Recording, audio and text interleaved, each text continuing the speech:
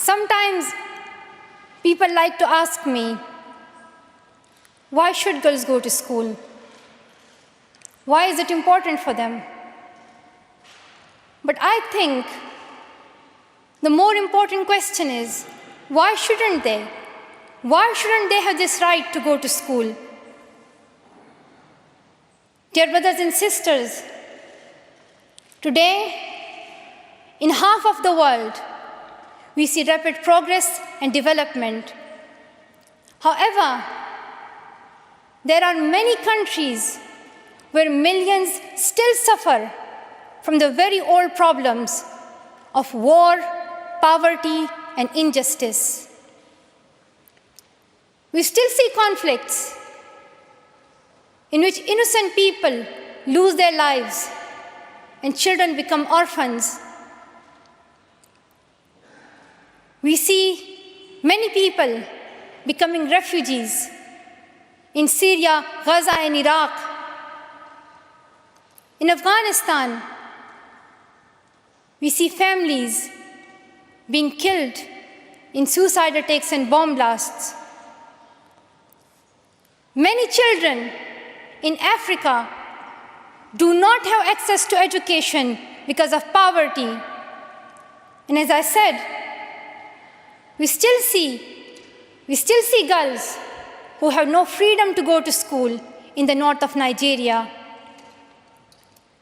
Many children in countries like Pakistan and India, as Kailash Satyarthi mentioned, many children, especially in India and Pakistan, are deprived of their right to education because of social taboos, or they have been forced into child marriage or into child labor.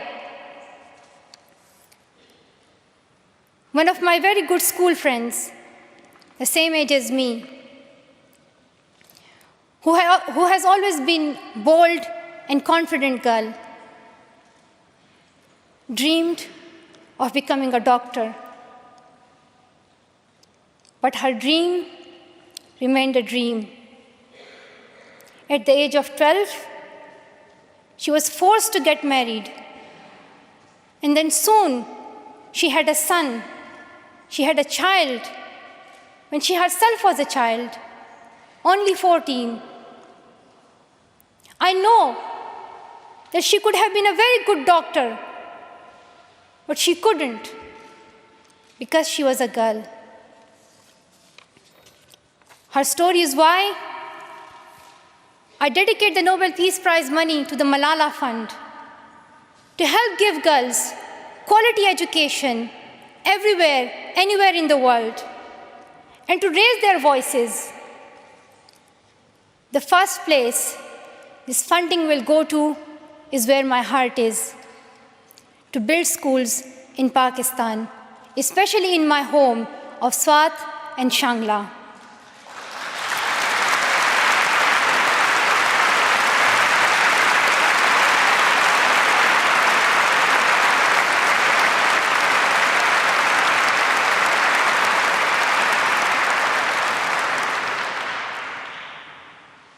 In my own village, there is still no secondary school for girls. And it is my wish and my commitment, and now my challenge, to build one so that my friends and my sisters can go there to school and get quality education, and they get this opportunity to fulfill their dreams. This is where I will begin, but it is not where I will stop.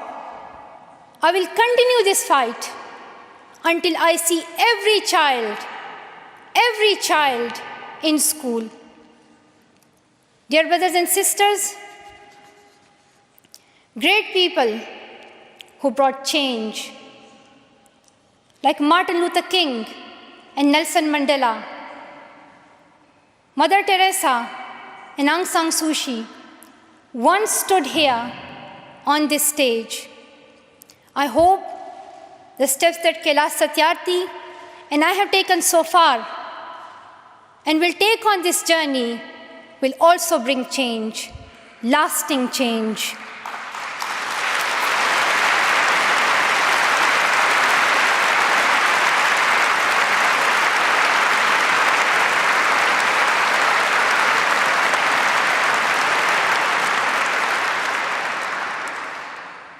My great hope is that this will be the last time. This will be the last time we must fight for education. Let's solve this once and for all. We have already taken many steps. Now it is time to take a leap. It is not time to tell the world leaders to realize how important education is. They already know it. Their own children are in good schools. Now it is time to call them to take action for the rest of the world's children. We ask the world leaders to unite and make education their top priority. 15 years ago, the world leaders decided on a set of global goals, the Millennium Development Goals. In the years that have followed, we have seen some progress. The number of children out of school has been halved, as Kailash Satyarthi said. However, the world focused only on primary education, and progress did not reach everyone. In year 2015, representatives from all around the world will meet in the United Nations to set the next set of goals, the Sustainable Development Goals. This will set the world's ambition for the next generations. The world can no longer accept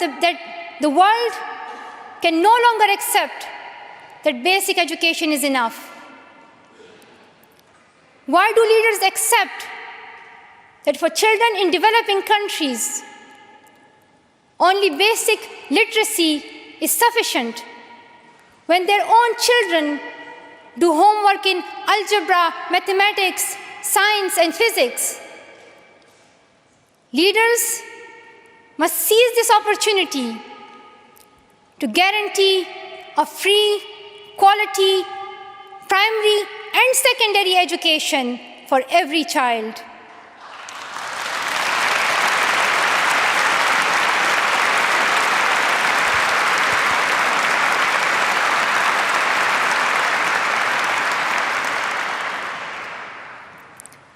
Some will say this is impractical, or too expensive, or too hard, or maybe even impossible. But it is time the world thinks bigger. Dear sisters and brothers, the so-called world of adults may understand it, but we children don't. Why is it that countries which we call strong are so powerful in creating wars, but are so weak in bringing peace? Why is it?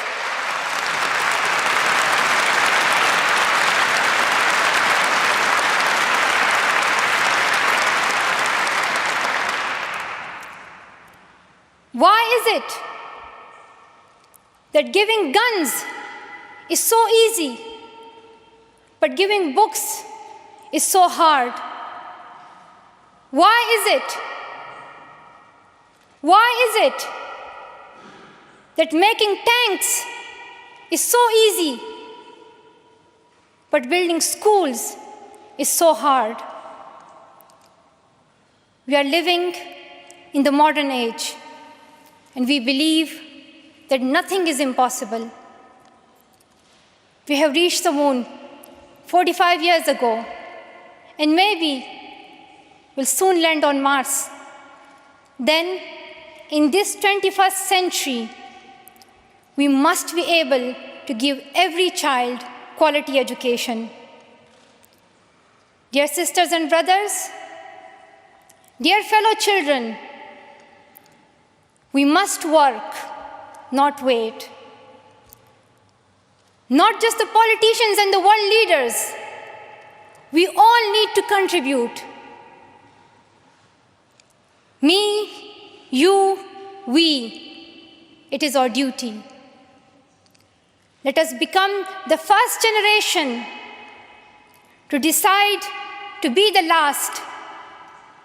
Let us become the first generation that decides to be the last, that sees empty classrooms, lost childhoods, and wasted potentials. Let this be the last time that a girl or a boy spends their childhood in a factory. Let this be the last time that a girl is forced into early child marriage. Let this be the last time that a child loses life in war. Let this be the last time that we see a child out of school. Let this end with us. Let's begin this ending together, today, right here, right now. Let's begin this ending now. Thank you so much. Thank you.